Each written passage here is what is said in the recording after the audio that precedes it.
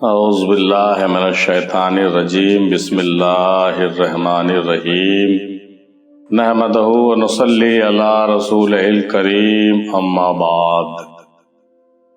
کل کے سوالات چھوٹے چھوٹے 7 قسم کے تھے۔ پہلا تھا کہ قبض اور بسط کیا ہے اور یہ حالت سالک پر وارد کیوں ہوتا ہے۔ دوسرا تھا کہ اللہ تعالیٰ اپنے بندوں کو امتحان میں کیوں ڈالتا ہے۔ تیسرا تھا تہجد کی حقیقت بتائیے۔ چوتھا درود کا پڑھنا اور اس کا بھیجنا کیا ہے۔ پانچواں حضور صلی اللہ علیہ وسلم کو حاضر ناظر ماننا درست ہے کہ نہیں۔ چھٹا جب ہر چیز کا وقت مقرر ہے تو پھر دعا کی ضرورت کیوں ہوتی ہے۔ ساتواں مولا علی علیہ السلام کو شیر خدا کیوں کہا جاتا ہے۔ یہ چھوٹے چھوٹے سوال تھے لیکن نہایت ہی معتبر تھے۔ یہ 7 سوال ایک ساتھ لیے گئے تھے جس کے جوابات تمامی بھائیوں کے جانب سے سماعت فرمائیے کہ کیسے کیسے جوابات آئے ہیں اور اس ٹاپک پر کتنا مزیدار گفتگو ہوئی ہے، بہت غور سے سماعت فرمائیے۔ سب سے پہلے صوفی نصیح قادری سروری صاحب کہتے ہیں کہ سالک جب راہ تصوف میں ترقی کرتا رہتا ہے، اس پر الہامات ہوتے رہتے ہیں، جذبہ و لگن بڑھتا جاتا ہے، اللہ کا عشق بڑھتا جاتا ہے، تو اس حالت کو بسط کہتے ہیں۔ اور جو حالت بسط میں رہ کر تکبر کرتا ہے اور دنیا کی محبت کے لیے نفس کے گھیرے میں آ جاتا ہے اور جس کی روحانی ترقی رک گئی ہو اور اپنے آپ کو علم سے خالی محسوس کرتا ہو، تو اس حالت کو قبض کہتے ہیں۔ پھر دوسرے سوال پر انہوں نے کہا کہ اللہ اپنے بندوں سے 70 ماہ کی محبت کرتا ہے۔ اللہ اپنے بندوں کو امتحان میں نہیں ڈالتا۔ عالم ارواح میں تمام روحوں سے مخاطب ہو کر اللہ نے صحیح غلط، حق نہ حق، نور ظلمات، اپنے اپنے اعمال کے جزا اور سزا سب کچھ بتا دیا تھا اور دنیا میں خواہشات نفس کو لگا دیا ہے۔ اللہ نے ہمیں سب کچھ بتا کر اختیار دے دیا ہے۔ ہم چاہیں تو دنیا کی خواہشات نفس میں پڑھ کر مال اور اولاد کی آزمائش میں ناکام ہو کر رب سے دور ہو جائیں، یا پھر ان آزمائش میں کامیاب ہو کر اللہ کے پاس بڑا اجر ہے اسے پا لیں۔ یہ ہمارے اختیار میں۔ قرآن مجید میں یوں ذکر آیا ہے سورۃ تغابن کی آیت نمبر 15 میں کہ تمہارے مال اور تمہاری اولاد آزمائش کی چیز ہے اور اللہ کے پاس بہت بڑا اجر ہے۔ تیسرے سوال پر انہوں نے کہا کہ ظاہر میں تہجد اندھیری رات میں نیند سے اٹھ کر پڑھتے ہیں اور باطن میں ظلمات سے بیدار ہو کر اپنے وجود کو مسلح بنا کر تہجد پڑھتے ہیں۔ اللہ اکبر۔ ظاہر میں تو تہجد اندھیری رات میں نیند سے اٹھ کر پڑھتے ہیں اور باطن میں ظلمات سے بیدار ہو کر اپنے وجود کو مسلح بنا کر تہجد پڑھتے ہیں۔ یہ بہت ہی معتبر بات آپ نے تہجد کے حوالے سے فرمائی، یعنی کہ تہجد حقیقت میں تہہ وجود ہے۔ تہجد جو ہے حقیقت میں تہہ وجود ہے، یعنی اپنے وجود کے تہ میں جا کر اپنے وجود کو پڑھنا ہی تہجد ہے۔ نہایت ہی بہترین ڈیفینیشن آپ نے کیا ہے۔ چوتھے سوال پر یہ کہتے ہیں کہ درود جو ہے حقیقت میں در عود ہے۔ در عود ہے۔ در یعنی نور اور عود یعنی خوشبو۔ در عود یعنی کہ نور کی خوشبو۔ نور کی خوشبو حقیقت میں عشق کا پیغام ہے جو کہ اللہ اور اس کے ملائکہ مسلسل نبی کریم صلی اللہ علیہ وسلم پر بھیج رہے ہیں۔ قرآن میں فرمایا گیا کہ ان اللہ وملائکتہ یصلون علی النبی یا ایھا الذین آمنوا صلوا علیہ وسلموا تسلیما، یعنی کہ اللہ اور نبی صلی اللہ علیہ وسلم کے عشق میں غرق ہو کر اپنے اندر نور میں خوشبو پیدا کرتا ہے اور عشق کا پیغام بھیجتا ہے، یعنی نور کی خوشبو کو پھیلاتا ہے۔ پانچویں سوال پر کہا کہ حضور کا مطلب ہوتا ہے جو حاضر ہے، اور جو حاضر ہیں انہیں کوئی حاضر مانے یا نہ مانے، لیکن حضور صلی اللہ علیہ وسلم حاضر ہی ہیں۔ یہ حاضر والی جو بات پوچھی گئی تھی اس پر انہوں نے کہا کہ حضور کا مطلب ہی ہوتا ہے حاضر ہونا، تو یہ حضور ہیں اور وہ حاضر ہیں، کوئی مانے یا نہ مانے۔ جو حضور صلی اللہ علیہ وسلم کو حاضر مانتا ہے اس کے لیے حاضر ہے اور جو نہیں مانتا اس کے لیے نہیں ہے۔ چھٹے سوال پر انہوں نے کہا کہ دعا کی ضرورت 2 وقت ہوتی ہے، پہلی توبہ کی قبولیت کے لیے اور اندھیرے سے روشنی کی طرف جانے کی ہدایت کے لیے، اور کہ ہدایت ملنے کے بعد قلب کو نہ پھیرنے کے لیے بھی دعا کی جاتی ہے، اس لیے دعا کی ضرورت ہے۔ اب 7ویں سوال پر وہ کہتے ہیں کہ شیر خدا کا مطلب ہوتا ہے ذکر خدا۔ شیر خدا کا مطلب ذکر خدا۔ جنگل میں بہت سارے جانور ہوتے ہیں، جب شیر اپنی دہاڑ نکالتا ہے تو باقی تمام جانور ڈر کر بھاگ جاتے ہیں۔ اسی طرح قلب بھی ایک جنگل کے مانند ہے جس میں بہت سارے خواہشات اور برائیاں موجود ہے۔ جب ذکر خدا قلب میں بلند اور قائم ہوتا ہے تو وہاں سے تمام خواہشات اور برائیاں دفع ہو جاتی سب سے پہلے قلب میں ذکر خدا بسا کر تمام خواہشات نفس اور تمام برائیوں کو قلب سے نکالنے کا طریقہ سکھانے والے علی شیر خدا ہیں، اس لیے ان کا لقب شیر خدا۔ علی کا مطلب ہے اعلیٰ اور سب سے اعلیٰ چیز اللہ کا ذکر ہے۔ ماشاءاللہ، ساتوں سوال کے بہترین جواب آپ نے فرمایا ہے۔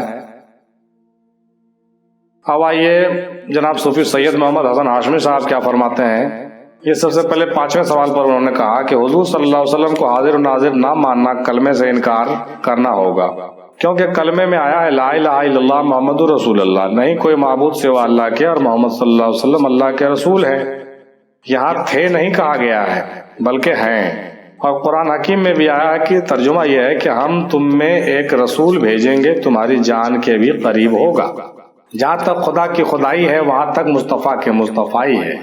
رسول اللہ بشیرہ و نذیرہ اور سراجہ منیرہ ہے۔ یہی عقیدہ تمام اولیاء کرام اور صالحین کا عقیدہ ہے، اور یہی عقیدہ اہل سنت والجماعت کا عقیدہ ہے۔ یہی عقیدہ حنفی، حنبلی، مالکی اور شافعی کا بھی ہے۔ قریب رب ہے، رگ رواں سے قریب آقا ہماری جاں سے، نہیں ہے دوری کسی جہاں سے، ہر ایک حاضر جناب میں ہے۔ مزید انہوں نے کہا کہ حضور صلی اللہ علیہ وسلم نے یہ نہیں فرمایا کہ نماز پڑھو جس طرح میں پڑھتا ہوں، بلکہ یہ کہا کہ نماز پڑھو جس طرح میں تمہیں پڑھتے ہوئے نظر آتا ہوں۔ یعنی نماز کو ہماری نظر پر منحصر کر دیا، جیسی ہماری رسول پر نظر ہوگی ویسی ہماری نماز ہوگی۔ چوتھے سوال پر یہ کہتے ہیں کہ اللہ اور اس کے فرشتے حضور صلی اللہ علیہ وسلم پر درود بھیج رہے ہیں، اور اللہ نے ہمیں بھی کہا کہ میرے ساتھ تم بھی نبی کریم صلی اللہ علیہ وسلم پر درود بھیجو۔ مزید کہا کہ ہم درود نہیں بھیج سکتے بلکہ اللہ ہی بھیجتا ہے۔ درود کا بھیجنا اللہ کی سنت ہے اور اہل طریقت کے لیے فرض ہے، بعض اوقات واجب بھی ہے، کیونکہ فرمان مصطفیٰ صلی اللہ علیہ وسلم ہے کہ جس کے سامنے میرا نام لیا جائے اور اس نے مجھ پر درود نہ بھیجا تو اس نے مجھ پر ظلم کیا۔ اور مزید حضور صلی اللہ علیہ وسلم کا فرمان ہے کہ دور کرتا ہے غم کو اور نجات دلاتا ہے مصیبتوں سے، اور قریب کرتا ہے راحتوں کو، دیتا ہے زندگی عیش و عشرت کی مجھ پر درود پڑھنا۔ دلائل خیرات میں لکھا ہے کہ اور ایک حدیث میں آیا ہے کہ حضور صلی اللہ علیہ وسلم نے فرمایا کہ میں ہر شخص کو اتنا ہی پہچانتا ہوں جتنا وہ مجھ پر درود پڑھتا ہے۔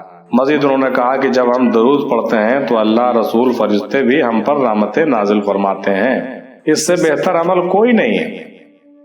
اب انہوں نے 6 نمبر سوال پر کہا کہ جو بلائیں نازل ہوتی ہیں دعا ان بلاؤں سے لڑتی ہے۔ فرمایا گیا کہ دعا عبادت کا مغز ہے، دعا عین بندگی ہے، دعا عین بندگی، حالانکہ تقدیر پہلے لکھی جا چکی ہے، لیکن اللہ تعالیٰ نے فرمایا کہ تم دعا کرو میں سننے والا ہوں، تم دعا کرو میں سننے والا ہوں۔ جناب انہوں نے بہتر وضاحتیں فرمائی۔ اب جناب صوفی مزمل صاحب فرماتے ہیں پہلے سوال پر کہ قبض اور بسط 2 کیفیات ہیں۔ بسط یہ ہے کہ سالک جو بھی عمل کرتا ہے اس کے دوران اسے ایک مستی، ایک خوشی اور لذت حاصل ہوتی ہے، وہ مشاہدہ کرتا ہے اپنے ترقی کو، اور قبض یہ ہے کہ سالک کے عمل عبادت سے اسے لذت محسوس نہیں ہوتی، خالی سا محسوس ہوتا ہے۔ یہ دونوں کیفیات وہ بھی ہوتے ہیں، سالک خود سے اسے پیدا نہیں کر سکتا۔ حالت قبض اس لیے وارد ہوتا ہے سالک اپنے منزل و مقصود سے بھٹک نہ جائے، یہ آزمائش ہوتا ہے، یہ حکمت کے تحت ہوتا ہے، نفس و شیطان کے مکر سے بچنے کے لیے ہوتا ہے۔ اس معاملے میں آپ کی مدد آپ کے مرشد ہی کریں گے۔ قبض کی ایک مثال یہ بھی ہے کہ حضور صلی اللہ علیہ وسلم پر بھی حالت یہ ہوئی تھی کہ 17 مہینے تک آپ صلی اللہ علیہ وسلم پر کوئی وحی نازل نہیں ہوئی۔ بعض لوگ کو زیادہ بھی وقفہ بتاتے ہیں، لیکن بعض کتابوں میں 17 مہینہ بھی آیا ہے۔ تو آپ پر 17 مہینے تک آپ پر کوئی وحی نازل نہیں ہوئی تھی، تو یہ حالات کو ہم قبض کی تعبیر سے لے سکتے ہیں، قبض سے جوڑ سکتے ہیں، اس کو سمجھ سکتے ہیں۔ دوسرے سوال پر انہوں نے کہا کہ اللہ تعالیٰ ہمت والے لوگوں کو پسند کرتا ہے، اللہ امتحان انہی سے لیتا ہے جن سے وہ محبت کرتا ہے اور محبت کرنا چاہتا ہے۔ جب اللہ تعالیٰ کسی کو اپنی قرب و معرفت دینا چاہتا ہے اور ولایت عطا کرتا ہے تو اسے امتحان سے گزارتا ہے۔ جب انسان اس امتحان میں کامیاب ہو جاتا ہے تو اللہ تعالیٰ فرشتوں سے کہتا ہے کہ دیکھو یہ وہی آدم ہے جسے تم نے مجھے بنانے سے منع کیا تھا۔ اور دوسری بات یہ ہے کہ اللہ اس لیے بھی امتحان میں ڈالتا ہے کہ بندہ اس کے سامنے گڑ گڑائے، اور سب کے لیے امتحان نہیں ہے، مومن کے لیے امتحان ہے، مسلمان کے لیے نہیں۔ الگ الگ لوگوں کو الگ الگ امتحان ہوتے ہیں۔ آج کے دور میں لوگ اپنی دنیاوی مصیبتوں کو بھی امتحان سمجھتے ہیں، لیکن ایسا نہیں ہے، اس میں کافی فرق ہے۔ تیسرے سوال پر انہوں نے کہا کہ تہجد کی پابندی رسول صلی اللہ علیہ وسلم نے، صحابہ اکرام نے، تمام اولیاء اکرام نے کی ہے، یہ نماز بہترین نماز ہے، یہ نماز ریاکاری سے بچاتی ہے، اس نماز میں وسوسے کم ہوتے ہیں۔ اللہ تعالیٰ کا فرمان ہے کہ میں تہجد کے وقت تیسرے آسمان پر آ جاتا ہوں اور کہتا ہوں کہ ہے کوئی مانگنے والا۔ اولیاء کرام کے زیادہ تر وظائف تہجد کے وقت ہوتے ہیں۔ تہجد کی نماز کی اتنی فضیلت ہے کہ اس کے برکت سے ناممکن کام بھی ہو جاتے ہیں۔ مزید انہوں نے کہا کہ تہجد کی نماز ایک بہترین تزکیہ نفس کا طریقہ ہے، کیونکہ اس میں نہایت ہی پریشانی اٹھانی پڑتی ہے جو کہ نفس کو بہت گراں گزرتا ہے۔ یہ اعلیٰ درجے کا تزکیہ نفس ہے۔ مزید فرمایا کہ سالک کے لیے تہجد یہ ہوتا ہے کہ جب وہ سالک ورد و وظائف کے دوران قرب الہی کو حاصل کرنے اور سوت سرمدی کو محسوس کر لے اور اس پر سے 3 پردے ہٹ جاتے ہیں، یہ وقت ہوتا ہے جب اسے قرب کا احساس ہونے لگتا ہے۔ یہ قرب الہی کی بات ہے۔ چوتھے سوال پر کہ درود کے معنی دعا کے ہیں اور اس کا پڑھنا ہی بھیجنا ہے۔ ہم دعا کرتے ہیں کہ اے اللہ رحمت نازل کر حضور صلی اللہ علیہ وسلم پر۔ اللہ ہمارے درود کو حضور صلی اللہ علیہ وسلم کے بارگاہ میں پیش کر دیتا ہے۔ 5ویں سوال پر انہوں نے کہا کہ تمام اولیاء کرام کا یہ عقیدہ ہے کہ حضور صلی اللہ علیہ وسلم حاضر ہیں اور سب کچھ سنتے ہیں اور دیکھتے ہیں اور مدد بھی کرتے ہیں، اور ہمارے لیے ہمارے بزرگ ہی ہماری حجت ہے۔ جو اس عقیدے سے انکار کرے وہ مثل ابلیس کے ہے۔ اس میں اہل حدیث، وہابی فرقہ اور دیوبندی فرقہ ہے جو اس بات کو نہیں مانتا، مگر ان کے بزرگ کا عقیدہ حضور صلی اللہ علیہ وسلم کو حاضر و ناظر ماننے میں تھا۔ وہ مانتے تھے پر یہ نہیں مانتے۔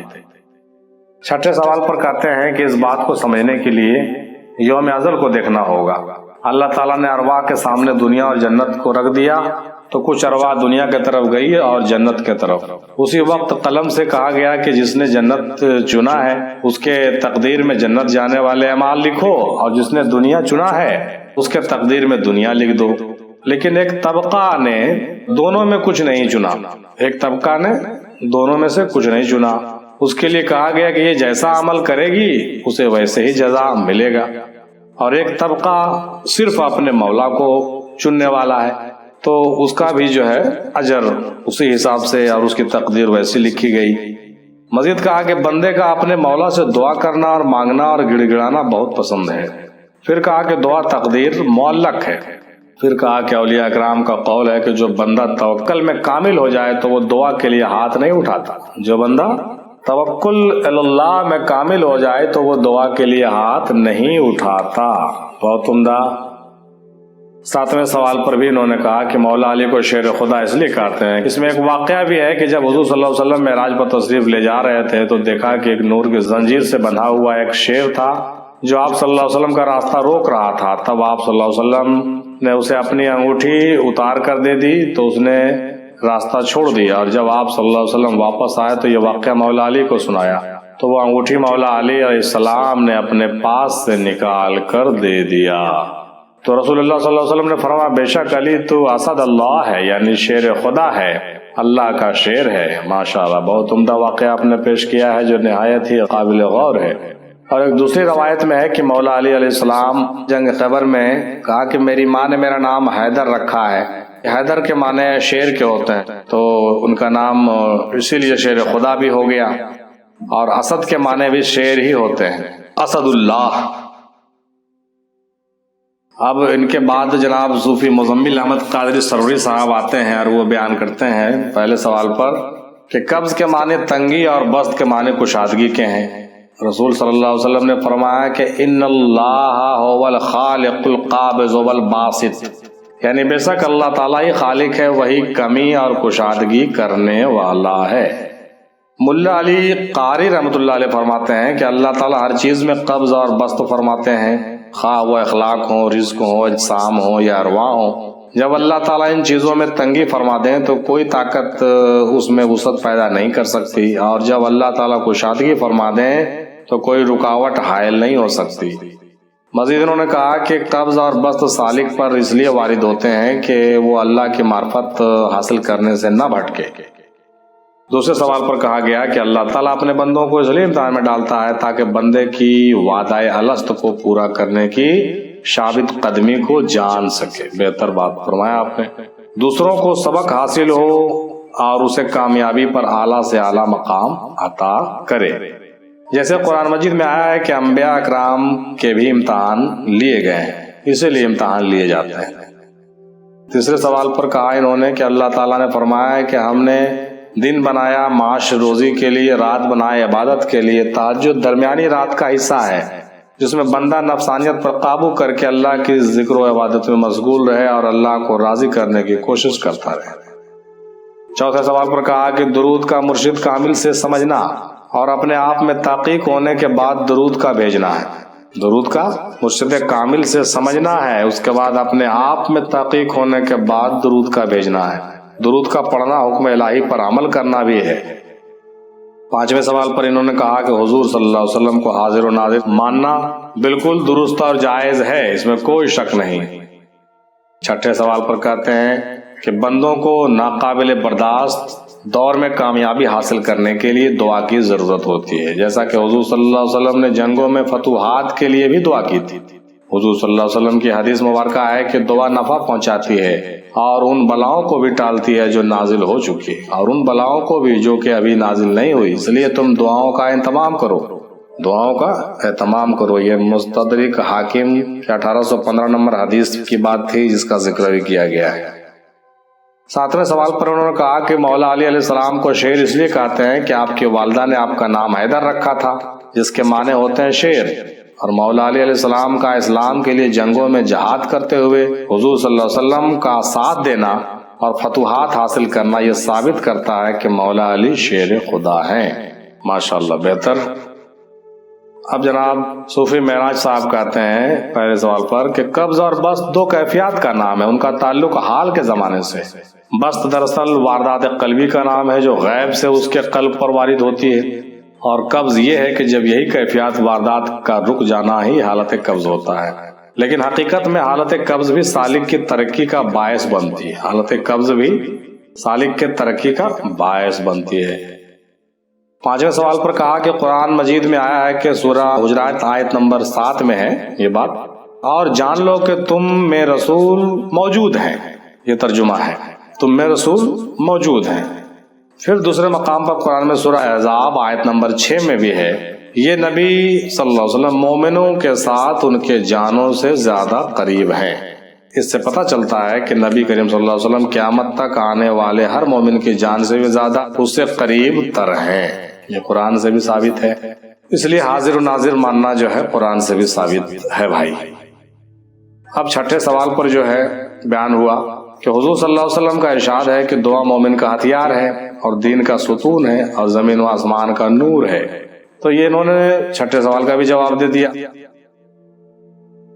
اب صوفی عاشق سہروردی صاحب آتے ہیں اور وہ کہتے ہیں دوسرے سوال پر کہ اللہ تعالیٰ دیکھنا چاہتا ہے کہ میرا بندہ مصیبت میں میرا شکر کرتا ہے کہ مجھے برا بھلا کہتا ہے، اس لیے امتحان میں ڈالا جاتا ہے، بندے کو امتحان میں اس لیے ڈالا جاتا ہے۔ چوتھے سوال پر کہتے ہیں وہ کہ درود شریف پڑھنے سے نبی کریم صلی اللہ علیہ وسلم کا قربت حاصل ہوتا ہے اور یہ حکم الہی بھی ہے۔ حضور صلی اللہ علیہ وسلم کو حاضر و ناظر ماننا بالکل درست ہے اور اس پر ہمارا ایمان بھی، اور کلمہ طیب سے بھی ظاہر ہے لا الہ الا اللہ محمد رسول اللہ، یعنی اللہ کے سوا کوئی معبود نہیں اور محمد صلی اللہ علیہ وسلم اللہ کے رسول ہیں، مطلب موجود ہیں۔ رسول ہیں کا مطلب موجود ہیں، پریزنٹ ٹینس ہے، پاسٹ ٹینس نہیں ہے۔ اب جو ہے بابا اسحاق صوفی گوہر علی شاہ قادری صاحب تشریف لاتے ہیں اور وہ جواب دیتے ہیں دوسرے سوال پر کہ قرآن مجید میں سورہ بقرہ کی آیت نمبر 155 میں آیا ہے جس کا ترجمہ ہے کیا اور ہم کسی نہ کسی طرح تمہارے آزمائش کریں گے، دشمن کے ڈر سے، بھوک سے، پیاس سے، مال و جان اور پھلوں کی کمی سے، اور ان صبر کرنے والوں کو خوشخبری سنا دیجیے۔ مزید کہا کہ دنیا امتحان کی جگہ ہے، یہاں پر بندے کو آزمایا جاتا ہے، اللہ خوشی دے کر بھی آزماتا ہے اور غم دے کر بھی آزماتا ہے۔ اگر بندہ خوشی کے حالات میں شکر کرے اور غم کے حالات میں صبر کرے تو صحیح معنوں میں اللہ کا عبادت گزار بندہ بن جاتا ہے۔ ماشاءاللہ، بہتر جواب فرمایا آپ نے۔ اب جناب صوفی امتیاز صاحب کہتے ہیں دوسرے سوال پر کہ اللہ بندوں کو امتحان میں اس لیے ڈالتا ہے کہ بندہ آگے کا سفر کرے اور آگے بڑھے۔ چوتھے سوال پر کہتے ہیں کہ درود ہی اصل عبادت ہے، بغیر درود کی عبادت نہیں ہوتی۔ ماشاءاللہ۔ 5वें सवाल पर कहते हैं कि बिल्कुल दुरुस्त है हुजूर सल्लल्लाहु अलैहि वसल्लम को हाजिर नाजिर मानना। ज़ाहिरी तौर से हुजूर पर्दा फरमा गए, लेकिन उनका नूर है, मौजूद है, और मौला अली की सूरत में, तमाम औलिया की सूरत में उनका नूर आज भी मौजूद है। जिस तरह हुजूर सल्लल्लाहु अलैहि वसल्लम सहाबा के लिए हाजिर नाजिर हैं, उसी तरह पीर व मुर्शिद अपने मुरीदों के लिए हाजिर नाजिर होते हैं। माशाअल्लाह, बेहतर जवाब। अब जनाब सूफी ज़फ़र इफ्तिखारी साहब तशरीफ लाते हैं। दूसरे सवाल पर कहते हैं कि रसूलुल्लाह सल्लल्लाहु अलैहि वसल्लम ने फरमाया कि बड़ा सवाब बड़ी आजमाइश के साथ है। बिलाशुबा अल्लाह ताला जब किसी कौम से मोहब्बत करता है तो उनको किसी आजमाइश में डाल देता है। जो इस आजमाइश पर राजी हो तो उसके लिए रजा है, और जो नाराज हो तो उसके लिए नाराजी है। तीसरे सवाल पर कहते हैं कि नमाज तहज्जुद एक अजीम रूहानी इबादत है। रात की तारीकी में वक्त सहर जब मादी जिंदगी का हंगामा नहीं होता, कुछ देर सो जाने के बाद इंसानी जिस्म रूह को सुकून मिलता है, उस वक्त एक खास कैफियत होती है जो बहुत रूह परवर होता है। यही वजह है कि दोस्तान खुदा हमेशा रात के पिछले हिस्से में इबादत में मशगूल होते हैं। छठे सवाल पर कहते हैं कि दुआ खुदाबंद मताल से बंदों की तलब और दरखास्त है। दुआ का ताल्लुक इबादत और बंदगी से बहुत गहरा है। सातवें सवाल पर मौला अलैहिस्सलाम का लक़ब असदुल्लाह यानी शेर खुदा है। असदुल्लाह का मतलब शेर खुदा। ये लक़ब आपकी बहादुरी व शुजाअत की वजह से दिया गया है। माशाअल्लाह, बेहतर बेहतर। अब मोहतरमा रेहाना साहिबा हैं, वो कहती हैं मौला अली अलैहिस्सलाम ने खैबर का दरवाजा अपने बाएं हाथ से उखाड़ कर फेंका था, जो 40 लोग मिलकर भी नहीं उठा सकते थे। तब अल्लाह के नबी सल्लल्लाहु अलैहि वसल्लम ने फरमाया कि अली मेरा भी शेर है और खुदा का भी। अली मेरा भी शेर है और खुदा का भी शेर है। शाह मर्दा शेर यज़दा क़ुव्वत परवरदिगार, ला फता इल्ला अली, ला सैफ इल्ला ज़ुल्फ़िकार। अब जनाब सूफी आदिल अहमद कादिर साहब तशरीफ लाते हैं, पहले सवाल पर कहते हुए कि कब्ज कल्ब के अहवाल में से है जो मोहब्बत की वजह से पेश आता है। कब्ज की हालत में नफ्स को रंज होता है। कब्ज वो हालत है जो कि इंसानी अख्तियार से बाहर है, ना ही कोशिश से हासिल हो सकती है और न तकलीफ से दूर की जा सकती है। अल्लाह ताला कब्ज व बस्त पर कादिर है। आरिफों के लिए कब्ज का मकाम वही है जो मुरीदों के लिए खौफ का है। बस्त क्या है? कल्ब के अहवाल की एक हालत का नाम है बस्त। अगर महबूब मिल जाए तो दिल खुश हो जाता है। जब तक दिल हजाब नूरानी के तहत मगरूब रहता है, कब्ज बस्त होता रहता है। फना व बका में तरक्की कर जाने के बाद न कब्ज रहता है और न बस्त रहता है। माशाअल्लाह, बस्त हालत कशफ में दिल की कशाकश है। ये बंदा की कोशिश से हासिल नहीं होती, बल्कि अल्लाह ताला की अनायत से मिलती है। बस्त आरिफों के लिए ऐसा ही है जैसा कि मुरीदों के लिए उम्मीद। दूसरे सवाल पर कहते हैं कि अल्लाह ताला बंदे को इम्तिहान में इसलिए नहीं डालता कि चेक करे, बल्कि वो सब कुछ जानता है। इम्तिहान इसलिए लेता है कि बंदा उसके अलावा और किसी का मोहताज न रहे, क्योंकि अल्लाह किसी का मोहताज नहीं है। इसलिए वो जिसको पसंद करता है उसको किसी का मोहताज नहीं होने देता, इसलिए उस पर इम्तिहान डाल देता है ताकि वो मेरी याद से गाफिल ना हो। अगर बंदा सच्चा है तो फिर कुछ भी हो जाए उसको फर्क नहीं पड़ता, और अगर कच्चा है तो जरूर अल्लाह से मुंह मोड़ लेगा। चौथे सवाल पर कहते हैं कि अल्लाह और उसके मलाइका हुजूर सल्लल्लाहु अलैहि वसल्लम पर दुरूद भेजते हैं। ऐ ईमान वालो, तुम भी हुजूर पर दुरूद भेजो, सलाम भेजो। यहाँ इस आयत में भेजने का जिक्र आया है, और भेजने का फरमान है, पढ़ने का नहीं। जो निहायत ही गौर करने की बात है। इन्होंने इस पॉइंट पर निशानदेही की है कि भेजने का फरमान है, पढ़ने का नहीं। भेजना और है, पढ़ना और चीज है। भेजना और चीज है, पढ़ना और चीज है। एक आदमी खत लिखकर भेजता है तब दूसरे को मिलता है। अगर कोई खत लिखकर खुद ही पढ़ता रहे तो गुमान करे कि दूसरे को मिल जाए तो ये नादानी है। यहाँ लफ्ज सलात आया, यानी सलात भेजना है। सलात किसे भेजा जाए उसके लिए तस्वुर शेख होना जरूरी है, और अपने शेख पर भेजना है। जब तस्वुर शेख कायम हुआ तो फिर भेजा किसने?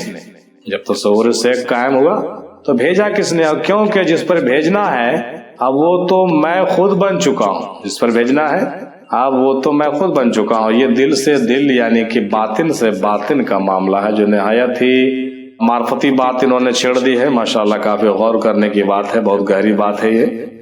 अब सलात जो कि नमाज को भी कहते हैं, यहाँ उसके माने दरूद के भी हैं। नमाज कायम करने को कहा गया है, ना कि पढ़ने को। उसी तरह दरूद भेजने को कहा गया है, ना कि पढ़ने को।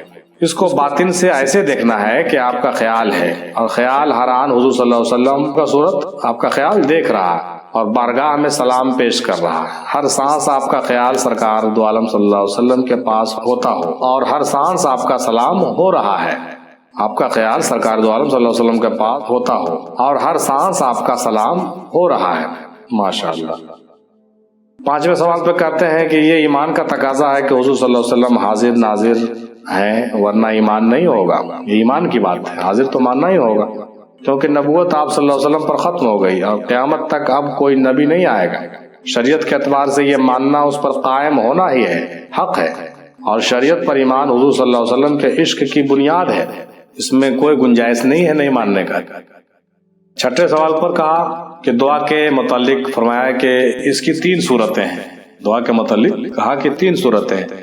پہلا کہ دعا کرے اور قبول ہونے کا انتظار کرے، دوسرا ہر حال میں راضی برضا ہو جائے، اور تیسرا یہ کہ خود دعا بن جائے، یعنی کہ مخلوق کی اس طرح خدمت کرے کہ ان کے کام آئے اور ان کی مدد کرے، اور کسی بھی طرح کے لوگ ہوں، ہر طرح کے لوگ ہوں، اسے دعائیں دیں۔ جب بہت سے لوگ اسے دعا دیں گے تو اللہ تعالیٰ اس کے وجود کو ہی دعا بنا دے گا۔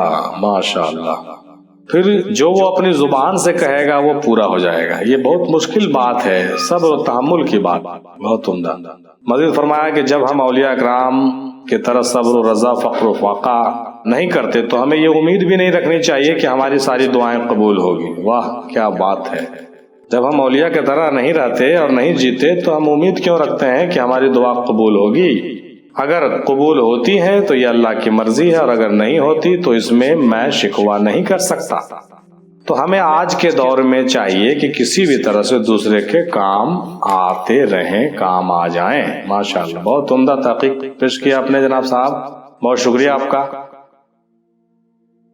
اب جناب صوفی شمیم شیخ صاحب فرماتے ہیں 6ٹھے سوال پر کہ مولا علی علیہ السلام سے کسی نے پوچھا کہ جب ہر چیز کا وقت مقرر ہے تو پھر دعا کیوں کریں؟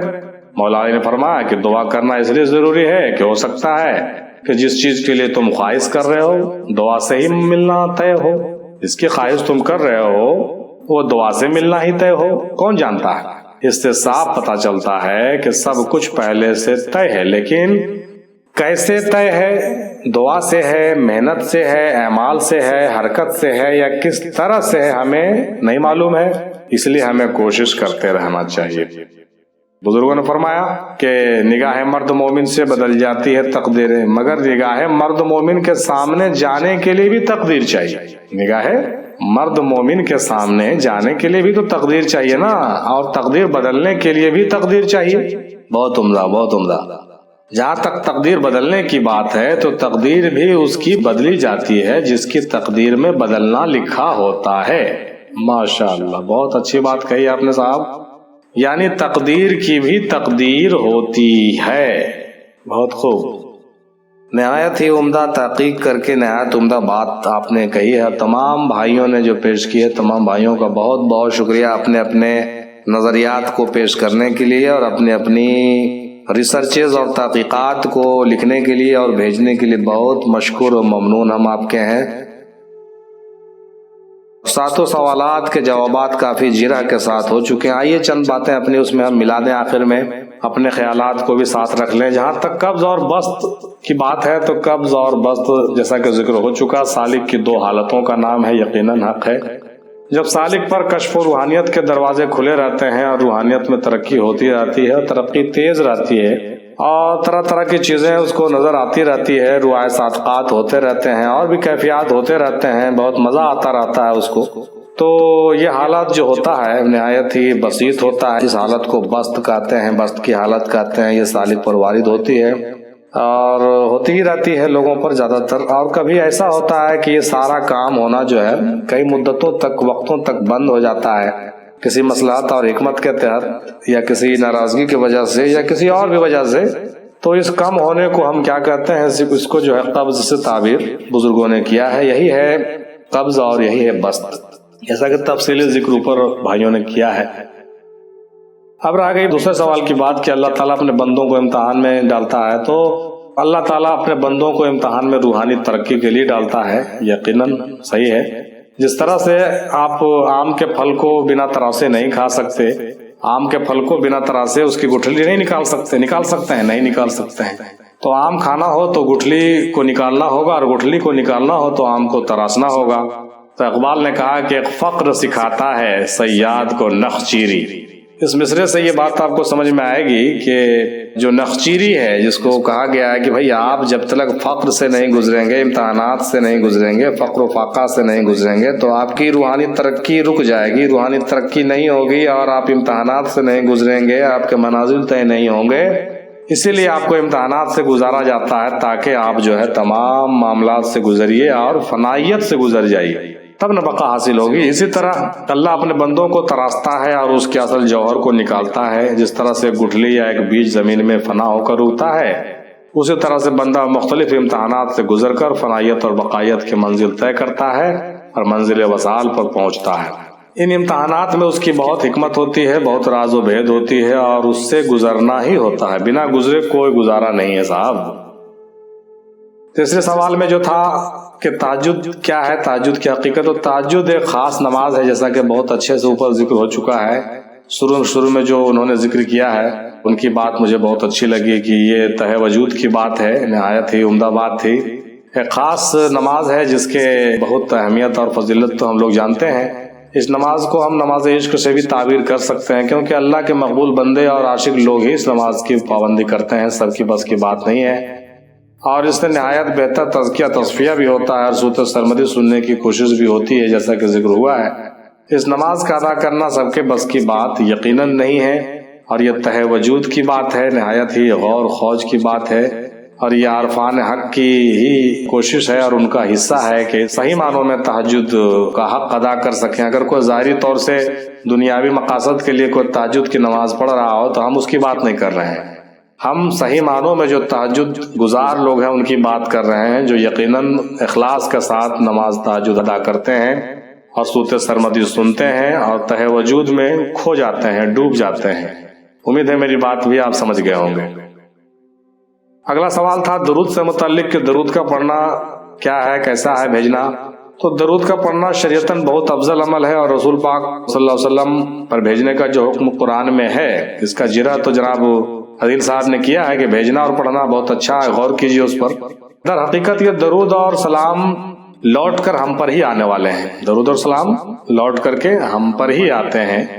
درود پڑھتا ہوں جو میں تو لوٹ آتا ہے، میں نے اس پر ایک نظم بھی لکھی ہے، کبھی موقع ملے تو ضرور سنیے گا اس نظم کو، کیونکہ نور محمدی صلی اللہ علیہ وسلم تو ہم میں بھی ہے، تو اس کا پورا فائدہ ہم کو ہی ملتا ہے، کسی کو ملتا نہیں ہے، بلکہ وہ لوٹ کر کے مجھے ہی ملنے والا ہے۔ چونکہ ہم جس پر درود اور سلام بھیج رہے ہیں وہ آلریڈی سلام ہے، اس پر ہم سلامتی کیا بھیج سکتے ہیں، اور وہ میرے کہنے سے تھوڑی سلامت رہنے والا ہے، وہ تو سلامت ہے ہی ہے، وہ مکمل سلام ہے صاحب، وہ مکمل نور علی نور ہے، وہ مکمل سلام ہے، اور اسی کی وجہ سے پورے کائنات میں سلامتی ہے۔ تو ہمارے دعا کرنے سے اس پر سلامتی نہیں ہوگی، بلکہ ہمارا یہ بھیجنا لوٹ کر کے ہمارے اوپر اس کا عکس آئے گا، اس کی تجلی پڑے گی اور ہم سلامت رہیں گے صاحب، اس بات کو سمجھیے۔ اور اسی وجہ سے ہم کیا پڑھتے ہیں، ہم جب درود پڑھتے ہیں تو سلامتی ہم پر زیادہ سے زیادہ ہوتی ہے، اور اس کا فیض جو ہے ہم کو یقیناً ملتا ہے، کئی گنا بڑھا کر کے ملتا ہے، جیسا کہ آیا ہے کتابوں میں بھی۔ تو اس کے پیچھے جو راز ہے وہ یہی ہے۔ ٹھیک اسی طرح سے کہ اگر ہم شیشے پہ کسی آئینے کے اوپر اگر ہم ٹارچ ماریں تو وہ لائٹ سے آپ شیشہ کو اس پار سے اس پار آپ لائٹ نہیں دے سکتے، بلکہ وہ لوٹ کر کے آپ ہی کے آنکھ پر پڑتی ہے اور آپ ہی کا چہرہ روشن ہوتا ہے اور آپ کا چہرہ اور بالکل صاف ہو کر دکھتا ہے نا۔ تو ایک مثال کے طور پر ہم نے بات کہی ہے، لہٰذا بات وہی ہے کہ درود لوٹ کر کے ہم پر ہی آنے والے ہیں، اس لیے درود کی فضیلت بہت زیادہ ہے اور ہمیں درود ضرور پڑھنی چاہیے کثرت سے، اور یہ ہمارے لیے فائدہ مند ہے صاحب۔ اگلے سوال میں آتے ہیں کہ حضور صلی اللہ علیہ وسلم حاضر و ناظر، تو بھائی حاضر و ناظر ماننا یقیناً حق ہے اور درست ہے، کیونکہ رسول تھے نہیں بلکہ ہیں، رسول تھے نہیں بلکہ رسول ہیں، اور یہ ایسے رسول ہیں جو پہلے بھی تھے اور آج بھی ہیں اور ہمیشہ رہیں گے۔ یہ جو رسول ہیں یہ بہت اللہ کے محبوب ہیں، یہ کوئی عام پیغمبر نہیں ہے بلکہ یہ اللہ کے محبوب ہیں، اور یہ وہ نور ہے جو ازل سے تھا ابد تک رہے گا۔ لہٰذا اگر کوئی ایسا نادانی والی بات کو اگر کرتا ہے کہ رسول حاضر ہیں کہ نہیں ہیں، یہ تو نہایت بیوقوفی والی بات، تو یہ وہی آدمی کر سکتا ہے جو بالکل جاہل ہے، جس کو دین اور حقیقت سے کوئی مطلب نہیں ہے۔ لیکن صوفیاء کے ہاں اور اولیاء اللہ کے ہاں جو ذرا بھی حقیقت سے وابستگی جن کی ہے، جو اللہ اور اللہ کے رسول کو پہچانتے ہیں اور ان کے نور کو پہچاننے اور جاننے کی کوشش کرتے ہیں، ان کے لیے تو رسول بالکل حاضر ہیں، بالکل حاضر ہیں۔ اور جیسا کہ اوپر ذکر ہوا کہ حضور ہے، نام جب حضور ہم لکھتے ہیں ان کے نام کے ساتھ تو حضور کا مطلب ہی ہوتا ہے حاضر ہونے والا، حاضر رہنے والا۔ تو وہ حاضر ہیں کیونکہ وہ رسول تھے نہیں، ہیں، اور لہذا روحانی وجود کے ساتھ بھی وہ زندہ ہیں، حاضر ہیں، موجود ہیں، ہمارا ایمان ہے اس پر۔ اور نورانی ذات کے اعتبار سے بھی ہمارے ساتھ ہیں، جیسا کہ اوپر بھی ذکر ہو چکا ہے، نورانی ذات کے اعتبار سے بھی ہمارے ساتھ ہیں۔ قرآن بھی کہتا ہے ہمارے نفسوں کے قریب ہے، ہمارے نفسوں میں ہمارے ساتھ ہے، ہمارے بہت قریب ہے۔ تو جو رسول سب کے ساتھ موجود ہے، جس رسول کا نور ہر کے ساتھ موجود ہے، تو یہ کہنا کہاں کی عقل مندی ہے کہ وہ حاضر ہیں کہ نہیں ہیں، یہ ماننا درست ہے کہ نہیں ہے؟ یہ نہایت ہی بیوقوفانہ سوال تھا بھائی، معاف کیجیے گا، ہم نے جرا کیا ہے اس پر اور بھائیوں نے کافی جرا کیا ہے۔ امید ہے کہ میری بات بھی آپ کو سمجھ میں آ گئی ہوگی کہ ہمارے رسول زندہ ہے اور بالکل زندہ ہے، ہماری ساری باتیں سنتے ہیں اور ہمارے درود کو ان کے پاس پہنچایا جاتا ہے اور اس کا ہمارے سلام کا جواب دیتے ہیں، وہ ایسی بات کی نہیں ہے۔ تو اس میں بڑی راز اور بھید اور حکمت کی باتیں ہیں۔ جیسے جیسے اس دین میں عروج کیجیے گا، اپنے مرشد کامل کے ساتھ آگے بڑھیے گا تو آپ کو ساری باتیں سمجھ میں دھیرے دھیرے آئیں گی۔ میں نے تو بعض کتابوں میں یہ بھی پڑھا ہے کہ بہت سارے بزرگ ایسے ہوئے ہیں کہ وہ روحانیت میں اتنے قوی ہوتے تھے کہ اپنے معاملات کو جو ہے مراقبے میں جا کر کے مجلس محمدی میں پہنچا دیتے تھے اور جا کر کے بیک وقت پوچھ لیتے تھے کہ حضور یہ معاملہ ہے، آپ اس کے بارے میں کیا کہتے ہیں، اور جواب لے کے ترنت لوٹ آتے تھے۔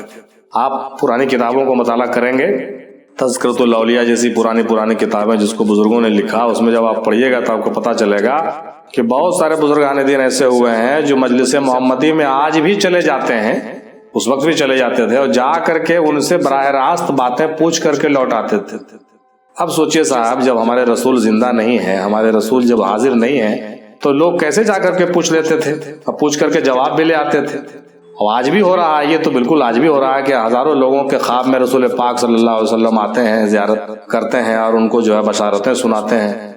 ارے بھائی، رسول تو رسول کی بات ہے۔ ہمارے پیر مرشد دادا حضور شاہ افضل حسین میاں مندی رحمۃ اللہ علیہ آج اپنے پردہ ہونے کے 27 سال کے بعد دنیا کے کونے کونے میں، ایک جگہ نہیں بلکہ دنیا کے کونے کونے میں کئی لوگوں نے مجھے فون کر کے بتایا، اب بتاتے رہتے ہیں کہ دادا میر مندی سرکار شاہ افضل حسین رحمۃ اللہ علیہ کو میں نے خواب میں دیکھا، مجھے بشارتیں ملی، مجھے یہ بات بتائی گئی، میرے مسائل حل ہوئے۔